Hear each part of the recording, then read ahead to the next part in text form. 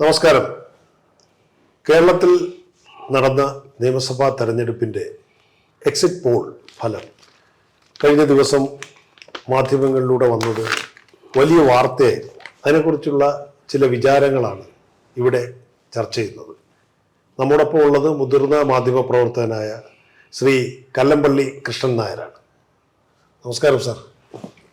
ഇപ്പോൾ ഈ കഴിഞ്ഞ ദിവസം എക്സിറ്റ് പോൾ ഫലങ്ങൾ വളരെയേറെ ചർച്ച ചെയ്യപ്പെട്ടു അല്ലേ? അപ്പം അതിനെക്കുറിച്ച് എന്താണ് സാറിൻ്റെ ഒരു നിരീക്ഷണം? നമ്മുടെ ഈ വോട്ട് ചെയ്ത മിക്ക ആളുകളും വളരെ കാത്തിരുന്ന ഒന്നായിരുന്നു ഈ എക്സിറ്റ് പോൾ സർവേ. അത് പക്ഷെ പുറത്തു വന്നപ്പോൾ വളരെ വിചിത്രമായിട്ടാണ് അനുഭവപ്പെട്ടത്. കാരണം അതിൽ പങ്കെടുത്ത മിക്കവാറുമുള്ള ആളുകളെല്ലാം മുഖ്യമന്ത്രിയായി നിർദ്ദേശിക്കുന്നത് നമ്മുടെ പിണറായി വിജയനാണ്. പക്ഷെ ഭരിക്കേണ്ടത് UDF ആണ്. ഇങ്ങനെ വളരെ രസകരമായ ഒരു സർവേ ഫലമാണ് പുറത്തു വന്നിരിക്കുന്നത്. ഇതൊരിക്കലും പ്രായോഗികമല്ല. ഒരു UDF ഗവൺമെന്റ് ഉണ്ടാക്കിയിട്ട് അതിൽ പിണറായി വിജയന് മുഖ്യമന്ത്രിയാക്കാൻ പറ്റില്ലല്ലോ. അല്ല, അതങ്ങനെയല്ല. അത് ഈ മുഖ്യമന്ത്രി ആരാകും എന്നുള്ള ഒരു സർവേയുടെ ഫലമാണ് പിണറായിക്ക് 1ാം സ്ഥാനം, പിന്നെ അതിന് തൊട്ട് താഴോട്ട് സതീശൻ അങ്ങനെ വന്നത്. അല്ല, മൊത്തത്തിലുള്ള ആയിട്ട് അത് കൂട്ടി യോജിപ്പിക്കേണ്ട. പക്ഷെ എങ്കിലും ഒരു ജനഹിതം പിണറായി വിജയനെ അനുകൂലിച്ചാണ് മുഖ്യമന്ത്രി എന്നുള്ള നിലയ്ക്ക് അദ്ദേഹത്തിന്റെ പ്രവർത്തനങ്ങള് വിലയിരുത്തിക്കൊണ്ടുള്ള ഒരു ഫലമാണത്. അതെ, അദ്ദേഹത്തിന്റെ പ്രവർത്തനം വിലയിരുത്തിക്കൊണ്ടുള്ളതായിരിക്കാം. പക്ഷേ ആ സർവേയുടെ ഒരു അശാസ്ത്രീയതയാണ് ഇതിൽ കൂടെ പുറത്തു വരുന്നത്. അതെ, ഈ എക്സിറ്റ് പോൾ ഫലങ്ങൾ ഈ കൂടുതലായിട്ട് കണ്ടത് പല പല ഏജൻസികളുടെയും ഫലങ്ങളാണല്ലോ വന്നത്. അതിൽ ഈ 70, 69, 75 അങ്ങനെ ഒരു ഏകദേശം തുല്യമാകുന്ന തരത്തിൽ, അല്ലെങ്കിൽ 1, 2 അല്ലെ 5, 6 സീറ്റിന്റെ അങ്ങനെ ഒരു ഫലം പോലെയാണ് അതിനകത്ത് കണ്ടത്. അല്ല, ഒരു തരംഗമായിട്ട് UDF ആണ് എല്ലാത്തിലും മേൽക്കൈ എങ്കിലും ഒരു തരംഗം പോലെ ഒരു 100 സീറ്റോ ഒന്നും അങ്ങനത്തെ ഒന്നും കണ്ടില്ല. അതെന്താ തരംഗമില്ലേ? അല്ല, തരംഗം ഇല്ല എന്ന് പറയാൻ പറ്റില്ല.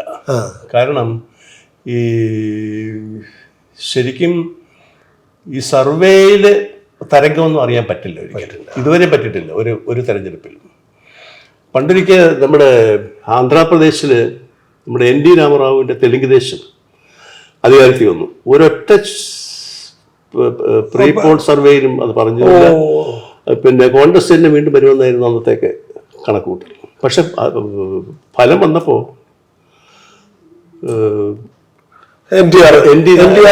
അന്ന് അത് തൂത്തുവാരി കൊണ്ടുപോയി. അത് പിന്നെ എല്ലാവരും അത്ഭുതപ്പെട്ടു.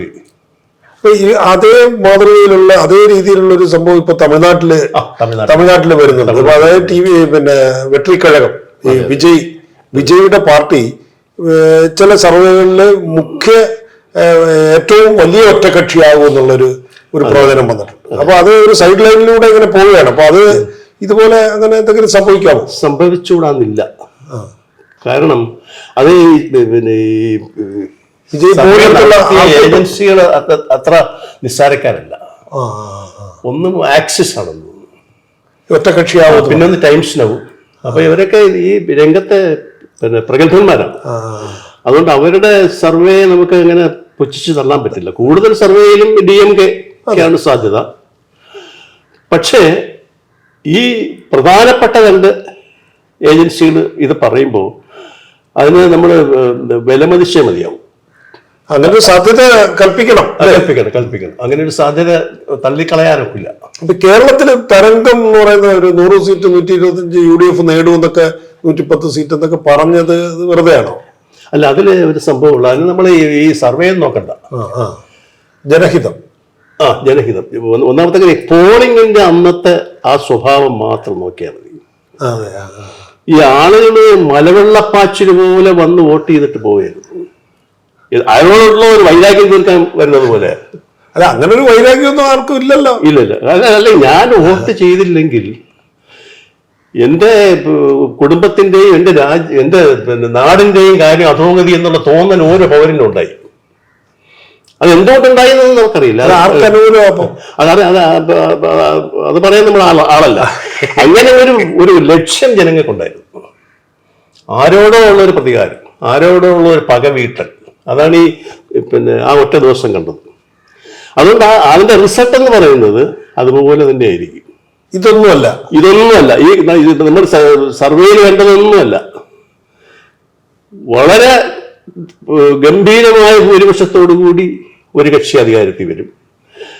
അതുപോലെ അതേസമയം വളരെ ഗംഭീരമായ ഒരു പരാജയം എതിർകക്ഷി ഏറ്റുവാക്കേണ്ടി വരും.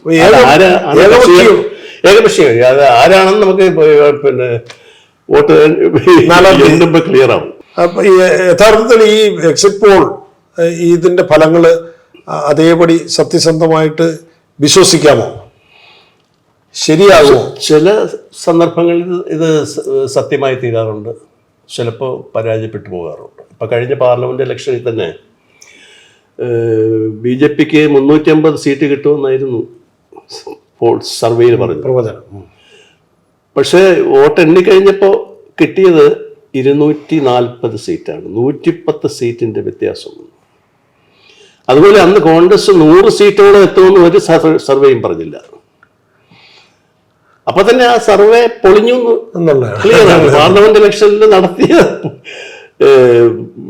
എക്സിറ്റ് പോൾ സർവേ പൊളിഞ്ഞു എന്നുള്ളതിന്റെ ദൃഷ്ടാന്തമാണ്. അതുപോലെ തന്നെ 2021 നമ്മുടെ നിയമസഭാ തെരഞ്ഞെടുപ്പുകൾ ഇപ്പൊ നടക്കുന്നത് പോലെ കേരളം, ബംഗാൾ, തമിഴ്നാട്, ആസാം, ബംഗാൾ നടന്നു. അന്ന്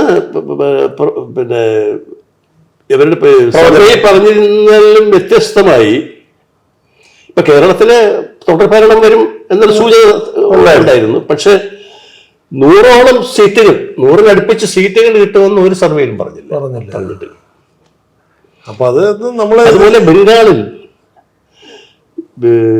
തൃണമൂൽ കോൺഗ്രസും BJPയും ഒപ്പത്തിനൊപ്പം വരും എന്നും പറഞ്ഞു. പക്ഷെ അതല്ല സംഭവിച്ചത്. എണ്ണിക്കഴിഞ്ഞപ്പോ ഈ തൃണമൂൽ കോൺഗ്രസ് ഒരു ഭയങ്കര ആധിപത്യം തന്നെ സ്ഥാപിച്ചു.